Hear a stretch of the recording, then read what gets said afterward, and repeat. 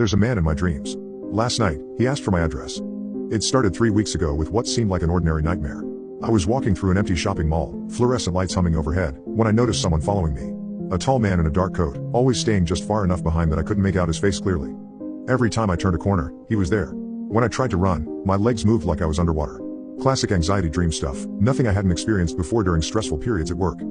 But when I woke up, I felt oddly unsettled. Not because of the dream itself, but because of how real it had felt. I could still smell the stale mall air, still hear the echo of my footsteps on the tile floor. The second dream came 2 nights later. Same man, different location. This time we were in a library, and he was sitting at a table across from me, reading a newspaper. When I looked up from my book, he lowered the paper and smiled.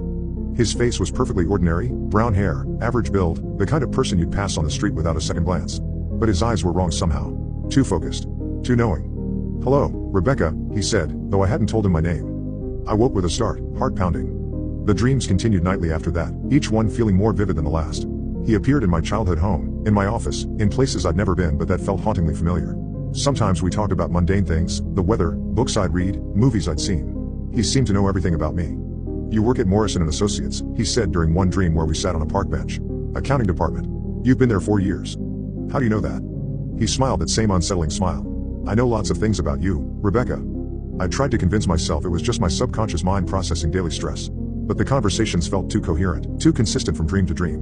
This man had a distinct personality, complete thoughts, responses that surprised me. Last week, the dreams took a darker turn. "I've been thinking about you during the day," he said as we walked through what looked like my neighborhood, though the streets were wrong somehow. "Do you ever think about me when you're awake?"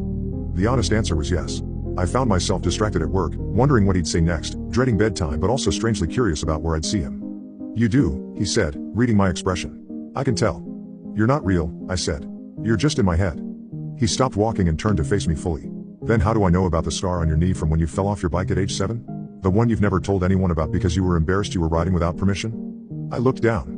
There was the scar, faint but visible below my dream pajamas. I'd forgotten about that accident completely until he mentioned it. "How do I know you sleep on the left side of your bed, even though you live alone? How do I know you keep your spare key under the blue flower pot by your back door?" I woke up gasping, immediately checking my knee. The scar was there, exactly as he described. I spent that day researching sleep disorders, shared consciousness theories, anything that might explain what was happening. I found accounts of people who claimed to share dreams, but nothing that sounded quite like my experience.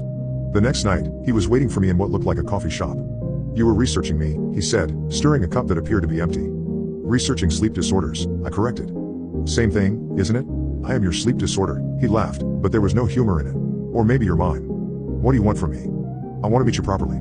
Face to face." "We are meeting." He shook his head. "This isn't real enough. I want to see you with my real eyes, not these dream ones."